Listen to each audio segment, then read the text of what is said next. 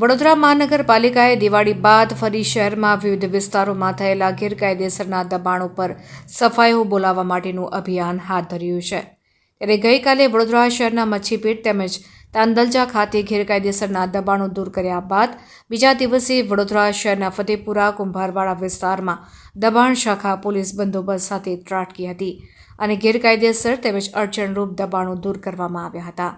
આ બનાવને પગલે ઘટના સ્થળ ઉપર લોકટોળા એકત્રિત થતાં વિસ્તારનો માહોલ ગરમાયો હતો।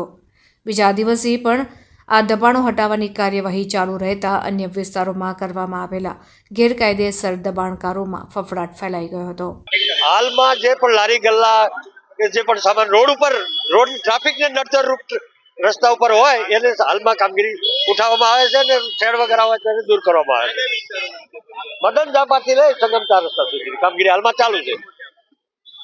બે ટીમો છે, દબાણની બંને ટીમો છે, કામગીરી ચાલુ।